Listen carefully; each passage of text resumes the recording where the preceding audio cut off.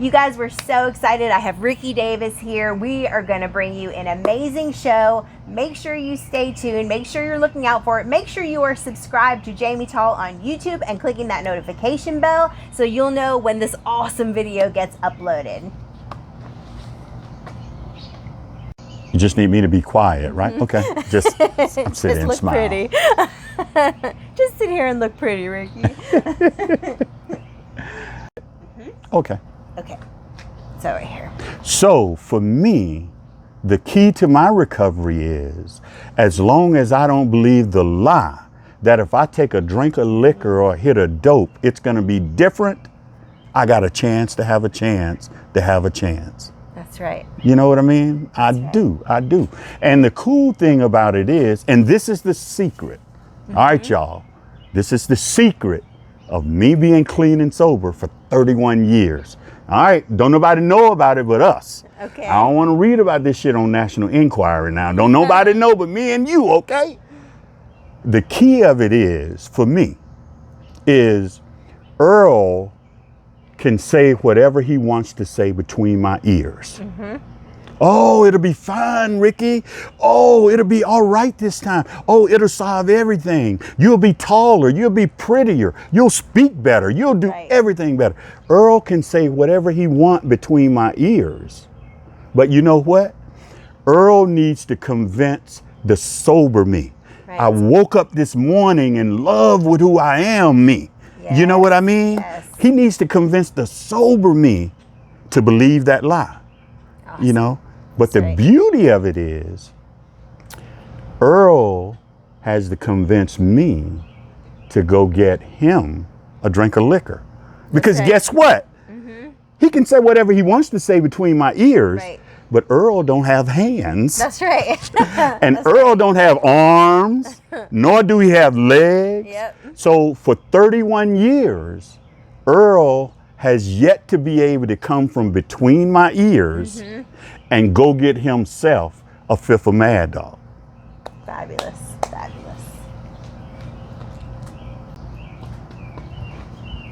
You guys were so excited. I have Ricky Davis here. We are going to bring you an amazing show. Make sure you stay tuned. Make sure you're looking out for it. Make sure you are subscribed to Jamie Tall on YouTube and clicking that notification bell so you'll know when this awesome video gets uploaded. You just need me to be quiet, right? Okay. Just sit and look smile. Pretty. Just sit here and look pretty, Ricky. All right.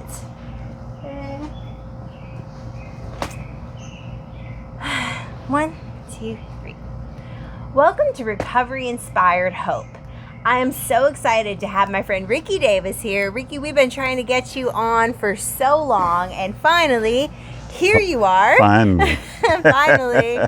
So Ricky, we want to hear about your story. So I really admire like the things you do, how you're always at all the events on social media. You're always spotlighting amazing people in recovery, their transformations, and just like being such a cheerleader for people. And I just love that.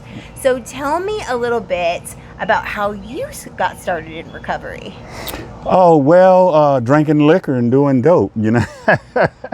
Well, I think mostly for me, early on, it was emotional issues. You know, the thing, never felt comfortable in my own skin, was bullied as a kid, you know, just all of that kind of stuff, you know, harshness from my parents, you know, the put downs and all of that kind of stuff. So, you know, when I ended up kind of like everybody else, you know, you drink that first beer and it's like, wow, you know, I'm 10 feet tall and, you know, I can talk to the girls, just all of that kind of stuff. It allowed me to come out of the shell that I was in, you know, that, and we hear so many people say that in recovery, you know, but at that point, drinking became my solution. You know, it was like, okay, if I'm going to a dance, let's have a few beers, or let's drink some wine, you know, or smoke some pot. You know, it allowed me to do what I needed to do, usually when I couldn't, you know, and that became my history until it turned on me and didn't work anymore. You know, the drinking and using was my solution. Oh, I'll feel better when I do that, until I was doing it to survive. Yeah. You know, so it that became kind of like stuff. a need, more of a need. It wasn't the solution anymore. Yes. Well, it was some good times in between now, you know, but, you know, kind of like everybody else, you know, when it turned on me, it turned on me. Right. You know, and it allowed the self-hatred to be right there again, you know. So that was a lot of tough living, you know, so. So what happened that you decided you needed to do something different? Well, like I say, from that early age, drinking, using, whatever I needed to pop, whatever I needed to take, you know, I'm no different than anybody else. But I think when I started, it wasn't crack. You know, I started freebasing, and, you know, we freebased in the early 80s, you know, and so that was the first trigger. So it took off from there, and it really just went downhill from there, from the freebasing, the powder. It was a different feel then. You know, it wasn't like the kind of like the crack addiction. You know, I did it, but it never took me out like the crack did. You know, I was still functional and things like that, you know, and, but, you know, I ended up at the end of my road, waking up every day, hating to have to breathe and live in this body. Life was useless, you know.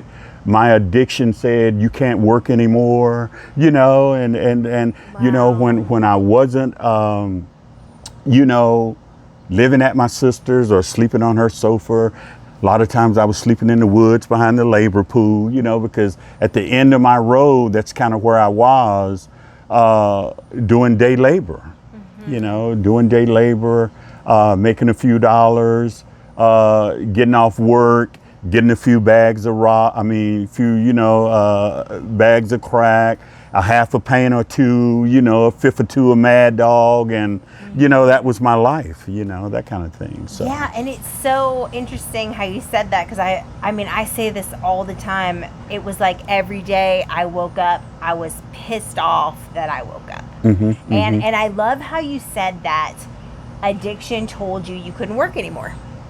That's just like such a profound way to put it. And it's like, that's really what happened. Yes, right? yes, right? Yes. Wow. You know, it'll keep you from going to work. You know, it will get you fired from in my situation, you know, to the fact where you know, day labor, you go, you get a job. If you do, you don't, you know, so the rest of the day you're hustling, you're stealing, you're doing whatever, you know, you need to do to get that next rock or the next drink, you know, that kind of thing, you know. So, but it wasn't, if I went to work in the labor pool or I didn't, I would be fired. So, you know, my addiction said, you can't hold a job anymore, you know, that kind of thing. So, yeah, man. So, okay. So then, what happened, you know, after that? Did you like get in trouble? How did you have this idea to come into recovery? Well, this is crazy. And like I said, we hear so many people say that. I knew nothing about AA, NACA, you know, it sounds stupid, but I had never even heard of Alcoholics Anonymous, I don't think, you know. And, but what happened was, this is weird. It was this one time I was at my sister's eating, and she said, because I'm a chef by trade, she said, Ricky, I read this ad that, you know, you apply for these jobs, and if you get the job, you pay these people a fee for getting you the job. And I don't know where that piece of clarity came from, but it worked with my sister, and I applied at this place, or they sent me on an interview at this bar over by Georgia Tech, Bash Rip Rocks, and I got hired there, and and it was tough. It was really tough. But I was down at Five Points train station one day, and I saw this friend who I thought was a ghost. And let me give you the back end of that. Me and this particular young lady lived in a rooming house together. And, during that time, it was one of those houses where the whole house was infested.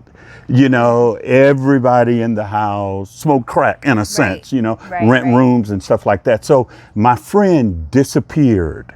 Everything was the same in her room, during that time. This was the 80s, late 80s, and it was like, man, she's probably somewhere dead. They were finding, a lot of people like that. And we kind of came to grips with that, and my life went on. But long story short, I saw her at 5 Points train station one day, and it was like, oh my goodness, we thought you were dead. Dead. I thought I was seeing a ghost, you know what I'm saying? And but she had a gift for me that, oh my goodness, it was life-changing. She said, Ricky, I got arrested, and when I got out of jail, I had to go to treatment, and from that point on, it's kind of like she opened up my head and started pouring recovery in it. Wow. It's like, okay, I'm gonna come and get you and take you to a meeting. I'm gonna take you to a meeting. And she was telling me she had been going to these meetings and stuff. So she picked me up, and here I go to my first Narcotics Anonymous meeting, right? Okay. I got 2 dime rocks of crack, a half a pint of Mr. Boston gin, and a fifth of Mad Dog, on my way to my first Narcotics Anonymous meeting. So that'll let you know I had no clue of what I was getting into, and didn't hear much at all. And, let me say, my friend was one of the last women on earth that would have sex with me, really, and I have to say that because it was like, that's why I am here today, because it was like, okay, I'll follow you to Timbuktu and back as long as it's some sex on the other side. My God, got a sense of humor, girl, let me tell you, because I think if it wasn't for that, if it wouldn't have happened the way it did. So she picked me up, I went to that meeting, and after that meeting, I was having sex with my friend again. And it was like, I'm gonna pick you up tomorrow, Ricky, I'm gonna pick you up tomorrow. But, I didn't hear much. I really didn't have a clue or anything like that. And she picked me up the next night, man. And she continually poured what I didn't want or didn't know I want in me. Until it caught on. And at that time, her sponsor and some of the women in her network was like, you better leave him alone. He don't want it. It's going to get you in trouble. But my friend, man, did what all of us think about doing. We get this thing and we want to give it to somebody. And my goodness, she wanted to give it to me, and it caught on. It caught on, and it was one night I was in that meeting, and it was weird because I never remembered it because I think I left. I was in the car getting high probably. And they held hands at the end of the meeting and said the Serenity Prayer. And it would scare the gazizas out of me because it was this chant, and it's like, and I thought to myself, oh my goodness, all of them know it. Yeah. You thought you were some crazy. Yeah, it was kind of like, where have you brought me but to? I went to another meeting. She just kept picking me up. She kept picking me up. And I heard this gentleman say, if you don't pick up, you won't use, and that's all I had. Yeah. Because I didn't go through treatment, and I don't know why that registered, but it did, and I told my friend, it was like, and you have to know how it was at the restaurant. If I worked in your kitchen, my 8 hours I was there, I'm going to steal as much as I can to drink from you. You know what I'm saying? I might drink Mad Dog in the streets, but I'm drinking Chablis and whatever else you got, you know? Yeah. So, get ready. in the restaurant, you know, the cooler where I went and got my lettuce and tomatoes and all of that stuff was the beer cooler also, you know? And so it was like throughout the day, I'll go get some carrots and it's like, I'm killing a beer and, you know, just kind of all day long kind of thing, you know? And, but this one day I told Renee, I said, Renee, tomorrow I'm not going to steal anything.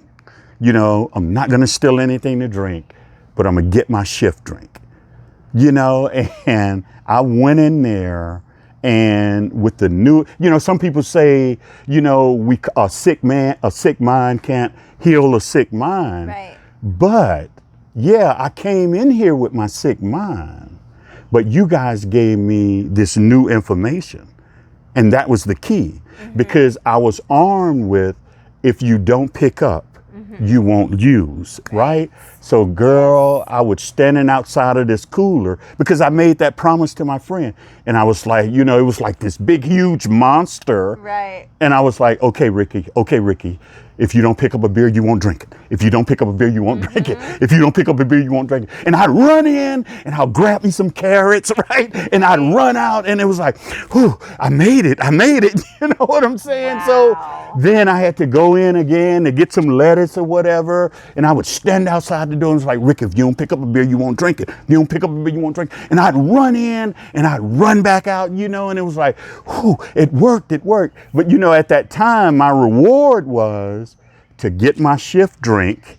And once I went and caught the bus, you know, I was back doing what I was doing at that point. But, you know, I was so proud that I could tell my friend that I didn't steal anything, you know? And I'll tell you what, she made me feel so good about that experience, right? I say, tomorrow, I'm gonna go to work, I'm not gonna steal anything to drink. You know, I'm not gonna get my shift drink. And I'm gonna be sober when you pick me up for the meeting.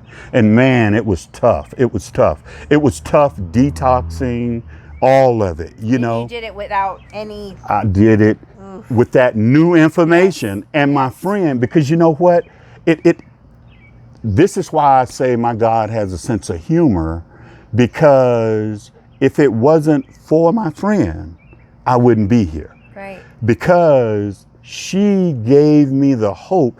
And let me tell you, the thing that held me during that time was, I don't want to let my friend down. Yeah. You know what I'm saying? I want her to be proud of me. And it had been so long that anybody was proud of anything that I did, you know. And she encouraged me. She gave me that hope. It's like, really, Ricky? Oh my God, really? It's like, yeah, let me tell you what I did.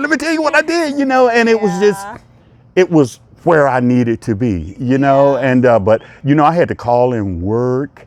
You know, the detoxing phase of it, I couldn't work. It was rough, you know. And, but at the same time, when I had the courage not to drink and get back to her, I also had the courage not to do dope. Right. So it kind of intertwined, you know, and this is before I had even knew anything about AA. Right. This was just from Narcotics Anonymous and the joy and the strength that I was getting from my friend. You know, some people say that, you know, we're beyond human aid. And I'm kind of prejudiced to that, you know, because it was the human aid, you know, because let me tell you something, when during that time, you know, God didn't like people like me.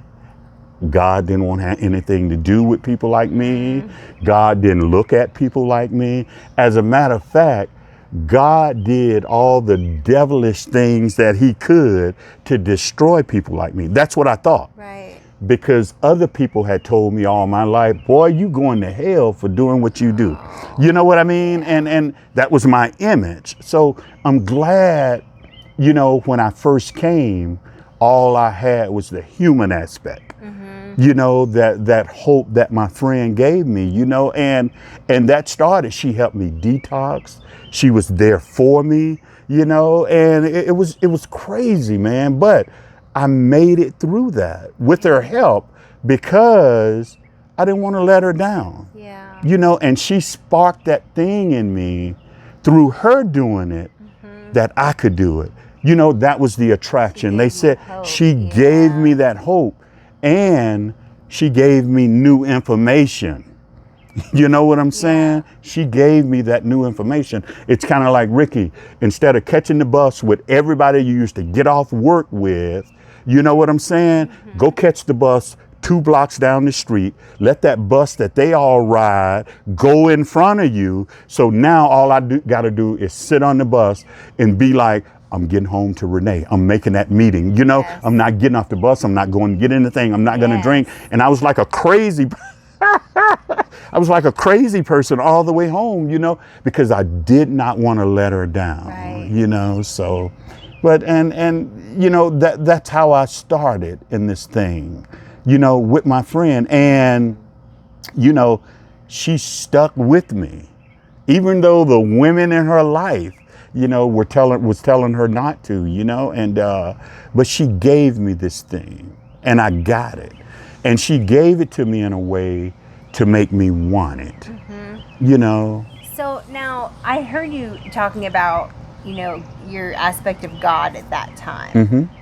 Do you believe that spirituality or a relationship with a God of your understanding has anything to do with your sobriety journey? Now, oh yeah. Oh, it's the focal point. It is the thing. It is the everything. You know, the God of my understanding is it. Right. You know, oh yeah, now I've built that relationship, you know. You know, a lot of people say, oh, I got to find God. I got to find God. But when I step back and become someone worthy of finding God, you know, the God of my understanding found me. Yes. You know what I mean? But let me tell you what recovery did though, that I needed. Recovery said, this is what Narcotics Anonymous said. They said, come on in here, Ricky. We're going to tell you what you are. You are a cleaned up garbage can right now. You know, you're showering, you're brushing your teeth. You know what I'm saying? You're eating Twinkies, you're drinking VA juices and all of that kind of stuff. This is what we're going to teach you to do with this garbage can. You know, they didn't rush me. You know, it's kind of like Narcotics Anonymous didn't say, okay, you need to be up here for us to do anything. They came down here where I was, of course, and they said, okay, you got all of this garbage here. Don't worry about the garbage that's in there. This is what we're going to do first. We're going to teach you just how to take the top off. Take the top off. Just take the top off. Is it off?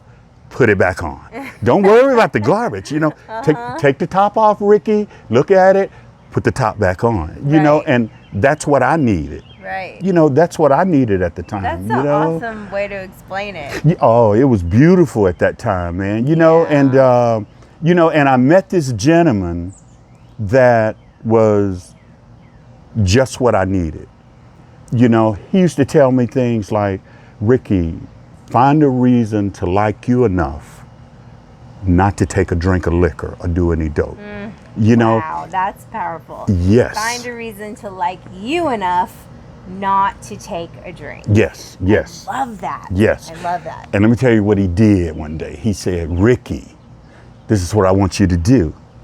I want you to go buy a multivitamins, bottle of multivitamins from Kroger, wherever, right? And he said, I want you to take a multivitamin every day.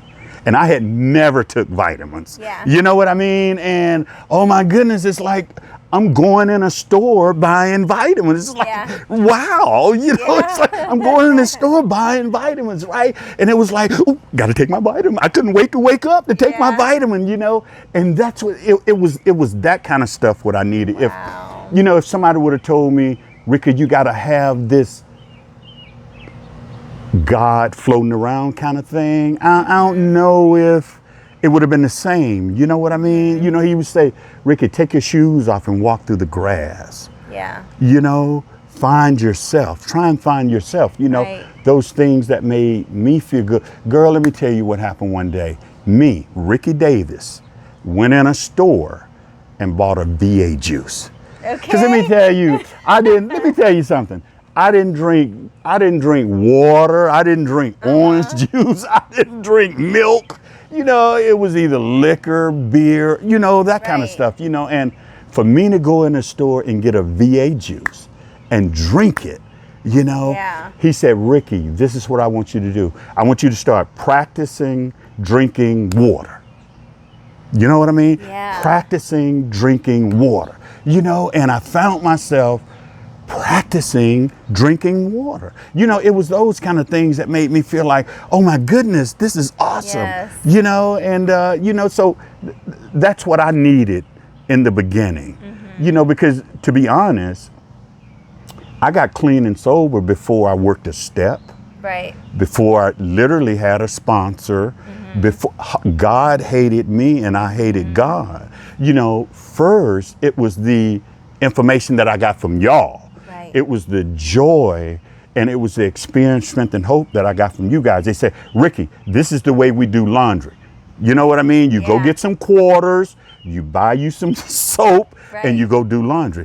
This is the way we turn the alarm clock off in the morning. This is the way we get dressed and get out of the house to go catch the bus. This is how we get off the bus at work without having to use and drink, you know. Right, just learning how to live. Oh, of course. That's Just what I the got from you basics. guys. Yeah, that's what I got from you guys, you know. And let me tell you, it was this one time when I kept my MARTA card the whole week. And that was a big thing then, you know, because, you know, we go out and get geek, you know, you get your check, you buy your MARTA card, but at the end of the night, you start selling all of that stuff off, you know, and because, you know, one of the biggest issues in my life, well, am I going to go to jail because I've spent my whole check, right? And now I got to jump the train to get to work. You know, just all of that kind of stuff that went Didn't with have to it. worry You know, about that kind of stuff anymore. oh, it was so cool to have a MARTA card the whole week. Yeah. You know what I mean? And but I tell you, this gentleman also told me. He said, this guy that I met, he said, Ricky, there's a personality that lives inside of you, and it's that personality's job to get you drunk. It's mad that you're hanging out with these A&A and NA people. It's mad that you're going to these meetings. It's mad that you running around here talking about you love you and all of that kind of stuff. Right. And it's pissed because you took its buddy away. And it knows every button to push. And this gentleman suggests to me, he said, Ricky, give that personality a name. So when it rears its head, you'll give it the respect it deserves. You know, and I kind of just blew it off, you know, and I was like, well, okay, we'll call it Earl. That's my middle name. We'll call it Earl, you know, and just kind of blew it off, you know. And but I tell you, a couple of days later, I was on the train and this young lady got on the train and there went my head. Oh, Ricky. Go over there and say something to her. You know, you got about $45 in your pocket. Go over there and say something to her. Go ahead, Ricky. You know, you can get, you know what I mean? Because I kind of, I knew the situation. And there went that voice in my head. Go on over there, Ricky. Go over there and say something to her. Go ahead and say something to her, you know? And I found myself saying, shut up, Earl. Shut up, Earl. I know what's going to happen if I go say something to her. I'm going to end up in the trap. I'm going to end up using. I'm going to end up getting high. I'm going to end up drinking. Shut up, shut up, shut up, shut up. Leave me alone, you know. So I can never say that word. I made a difference between my alcoholic thinking and my sober thinking. I made a difference between Earl's thinking and my thinking. I made a difference between God's thinking and the devil's thinking. Yes. You know, in that moment when I did that, right? And it's like, shut up, shut up, shut up, shut up. And you know, y'all had told me, if you don't know what to do, Ricky, sit on your hands. Yes. And that's what I did. I'm sitting on my hands on the train like a crazy person. Shut up, shut up. I know I'm not going to go over there and say anything to her. I know what's going to happen. I know what's going to happen. Shut up, shut up, shut up. Then she get off the train at Lindbergh Station, right? And there went Earl. See there, you should have went on and said something to her. Now what you gonna do? Now what you gonna do? And let me tell you something, he beat me to death.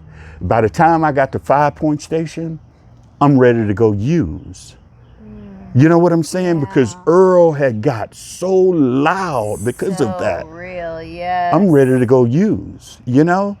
But something else happened too, you know, that new information, my sick mind and this new information. Because when I got at 5 Points, when I go back, you know, when you guys told me every meeting you go to, get a phone number. 30 meetings, you got 30 new phone numbers. Right. You know what I mean? And this gentleman had told me, men that don't network with other men, that don't practice networking with other men, don't network with other men. Right. You know, and, you know, I had this attitude like, hey, what am I calling a man for? I ain't calling no man. I ain't getting no man number. Why you keep telling me to get a man number? You know, Earl, I ain't getting no man number. What I'm talking to a man about? I ain't calling no man. You know, that kind of thing, right? And, but he said, Ricky, read a paragraph out of the book. Call up 3 men every night, and you start the conversation off with that paragraph. Okay. You know? Icebreaker, yeah. And a lot of it was, good to make it comfortable. yeah. Hey man, I don't remember you. You might not remember me, but you gave me your number at a meeting and I'm calling. Yeah. You know, I was told that I need to practice talking to men. So long story short, when I got off the train and got down to 5 Points, I had that little connection. And the thing that saved my life was I found a payphone and I started calling. Nice. You know what I mean? And during that time, I mean, people got it easy nowadays. You know what I mean, we had to call somebody, you know, because only people had cell phones was people like Tupac and Biggie. You know what I mean? So, you know, you had to call someone, leave a message on their answering machine. Then when they got home, they would beep you. Then you got to go find a phone booth to call them back, you know, all of that kind of stuff. And I called about 3 people. Nobody answered. I left me. Oh, this girl was on the train, and then this is what happened. Then Earl trying to get me drunk, and I was glad. Please give me a call. Boom. Still good. So I'm calling somebody. This girl was on the train, and let me tell you what. And finally got to talk to somebody and told him what happened. And man, it was just this relief that came over me, you know. But when I got back to my friend, he told me something that have changed my life. He said, Ricky, it'll never get any worse than that. Right. You know, and I really didn't get it, but it'll never get any worse than that. And what he was talking about was, like in chapter 3, more about alcoholism, it talks about the obsession, the illusion, and the delusion. Right. You know, he said, Ricky, if you never believe the lie, that if you take a drink of liquor or do some dope, it's going to be different, you'll never take a drink of liquor or any dope one day at a time. That's right. You know, and, you know, I think about it, out of all the spiritual stuff, all the inside stuff that have happened to me over the 31 years that I have been sober, you know, I know for a fact today, all of that stuff is good, right? But I know a fact today that I'm clean and sober because I've yet to believe the lie that Earl tried to convince me. And almost period, you know, I mean, through the steps and God and all of that, I became this person worthy of being loved. Yes. But when it come over here about drinking liquor, Right. I've yet to believe the lie. Yep. That if I take a drink, it's going to be different. Because what I'm convinced of is I'm the kind of alcoholic that has a disease and I have an allergy and I'm allergic to alcohol. And when I pour it down my throat, it sets off a physical craving and I can't stop drinking liquor. Yes. I'm convinced of that. You know what I mean? So for me to take a drink today, I gotta believe a lie. Right. And the only way that lie can come, it's through Earl. Right. You know? Because when people relapse, nobody relapse already drunk. Right. You know, they relapse sober because their Earl convinced them to believe the lie. You know, it's like my Earl's thinking and my thinking. Right. You know, Earl is always trying to convince me that this time it'll be different. Oh, and he come at me in so many different ways, you know. But let me tell you something. This is what I've learned about that is, and this is a secret. Yeah.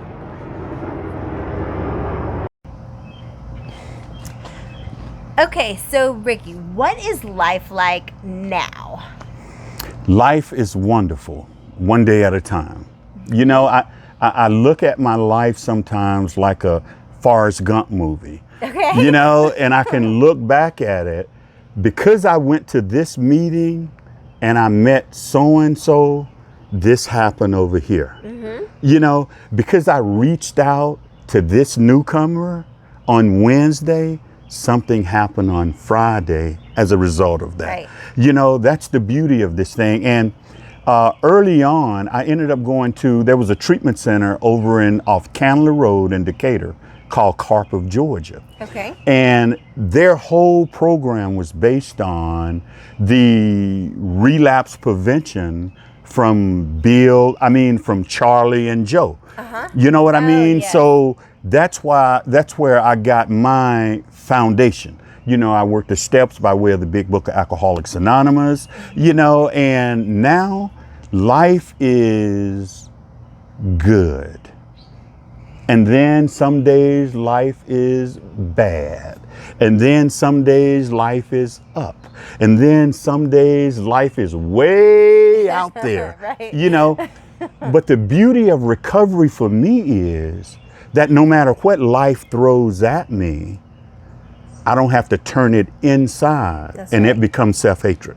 You know, no matter what crisis comes up, I don't have to turn it inside and it becomes self-hatred. One of the keys, the reason that I am sober today is, and that life is as peaceful as it can be, is the degree of men that are in my life that I have to whine to. And when I say whine to, I mean men that I can be honest about. Right. That I can be honest to. You know what I'm saying? Man, let me tell you, my wife did something to hurt my feelings, and oh, I acted like a big old baby. I'm so ashamed of myself. Oh, what should I do? You know what I mean? It's that kind of stuff. Because, you know, they say, well, Ricky, what part did you have to play in that? You know what I mean? Yes. So it's the whining that gets it out there. You know, and sometimes I just want to wallow in it. Yeah.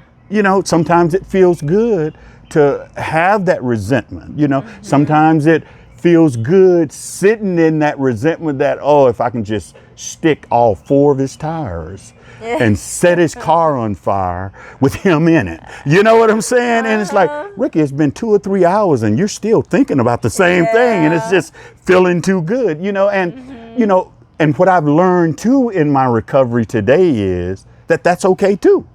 You know, it's kind of like I can be not so spiritual in a moment and say, okay, Ricky, you're going through this, you're pissed, you've prayed about it, you're working the steps about it, you're doing this about it. You just need the process to happen because Earl is crazy. So you give Earl about 30 minutes and he can take it anywhere he wants to take it, you know, because I'm trying to combat it to do the next right thing, you know. But I can say is, I don't have to take this out on the guy behind the counter in the Quick Trip. That's right. You know, I can literally have that thought before I go in the Quick Trip. You know, because on one of them days I ain't so spiritual. You know what I want to say? Yeah. Why nobody said hello to me when I walked in the Quick Trip? You know what I mean? Why nobody said, am I at racetrack? You know what I'm saying? Because I want to take it out on somebody. Right. And that's real too. You know what I mean? It's really real. You know, but the beauty of recovery is that I have a chance to have a chance. You know, I try to stay in the middle of the bed. This gentleman told me, I was sitting in a meeting one time and this gentleman said, I didn't call anybody before I relapsed because I didn't want anybody to talk me out of relapsing. Right. You know what I mean? Yeah, makes sense. And makes sense. when I heard that, my life hadn't been the same. You know, I'd be like, ooh, he been through that? Man, I'd be on, hey, give me your number. What's your number? What's your number? You know what I mean? It's like, yeah, I'm gonna call him for 2 weeks to get to know him, you know? And that all started with that practicing in the beginning, you know, and that's the beauty of it, you know. I can dream today. I can have dreams. You know, I've had careers. I've been self-employed since '96. I've you're started, quite the entrepreneur. Yeah. I've started several businesses, you know, and sold a couple of businesses. You know, my recycling, I used to recycle paper, and my cleaning service got too big for that, you know. And let me tell you what had happened one time that got me started in the recycling. I had a customer that had just all of these boxes of computer paper, right? And the gentleman said, Ricky, we don't care what you do with this paper, but just don't throw it in the dumpster, right? Because I was cleaning the building. And I put all of that paper in my car, and I had stopped by the Quick Trip to get some gas, and there was a gentleman there that had a truck full of cardboard, right? And I was like, I'll give him this paper. I bet he'll do something with it. And instead of this gentleman taking the paper, you know what he did? He said, man, you know, you can sell that paper, right? And I said, really? He said, yeah, that computer paper is paying $10 per 100 pounds. Wow. Told me where to take it and everything, you know? I took that paper down there and made $86 off of it. All right. You know, and then when I was down there, I was looking around, and all of these brothers coming in with box trucks and trailers selling paper. And I'm like, and you can make some money selling paper, you know? And it just opened up this whole network for me. You know, it just opened up this whole network, you know? And so I started advertising my cleaning service in the Bell South Yellow Pages. I got a quarter-page ad in the Bell South Yellow Pages, and I got a business card ad free, right? And I said, well, I'm doing this recycling, you know? I put an ad in the Bell South Yellow Pages, free recycling, free containers, free pickup, right?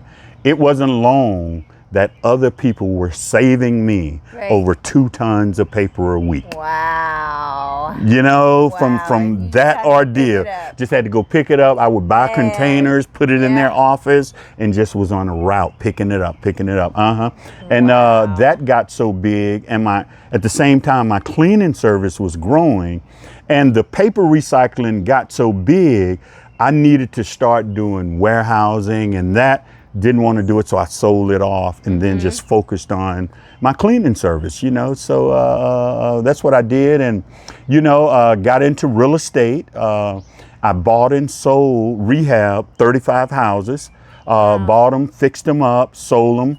I kept 10, and I was a landlord. I had a halfway, 3/4 house for women, and I had a 3/4 house for men, you know, and everything was going good until the mortgage crash, you know, and I took a real hard fall during that time, you know, and I had some houses I was sitting on. Well, in the end, I ended up foreclosing on 13 properties. Wow. You know, and, you know, during that time, you would hear on the news, people would say, you know, that they were losing everything.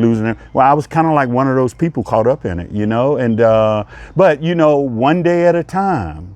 Yep. And you stayed sober through it. I went to meetings, and I cried with y'all, you know, I hung with y'all. And, you know, some people say, you know, some of these people hiding out at meetings. Now, I don't know if that's right or not, but let me tell you something. The beauty of my recovery at that time was I had the desire to hide out at meetings. That's right. You know, I didn't say, I'm not going to meetings. I'm going through all of this. I can't get out of the bed. I'm depressed. Everybody's chasing me, all of this money. Everything is flipping. Everything is up and down. You know, I ain't going to those meetings. No.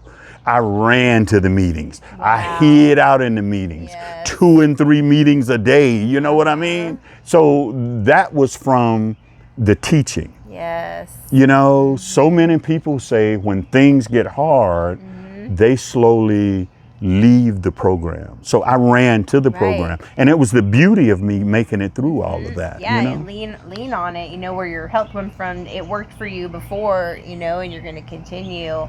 with it. Yeah, Mm-hmm. I always do that too. Whenever things get like really good or really bad, I Mm-hmm. always like lean into like my program, my network, or like my spirituality, Mm-hmm. because Mm-hmm. it's like this, I guess the fear thing, whenever things get too good or too Yeah, bad, you get like yeah. scared, you know what I mean? So that's amazing. So what you learned worked, and clearly it's still been working 31 years. Yep. That is amazing. Well, Yep. thank you so much for all your wisdom you share. There's going to be some people who really, really are going to benefit from Well, this. thank So you, thank you. so And I'm much. just so happy you invited me and I was able to make it. Yes. You know, I have been admiring watching your videos and what you're doing. And let me tell you, you are the bomb. Thank you. You know, and you know, Thank you you. highlight a lot of people also. You do a lot of good. You give people that opportunity to express themselves and you give it to other people. You know, there are so many times I've watched your videos and be like, wow, you know, because somebody said something that I needed. You Yeah. asked the right question to allow them to pull some out of them that they needed, you know, and it's just a beautiful thing, you know? Yeah. Yeah, Very yeah. awesome. Well, thank you so much. Thank you guys for watching Recovery Inspired Hope. Make sure you subscribe to Jamie Tall on YouTube and click the notification bell so you don't miss any of our episodes. And we will see you next time. Peace.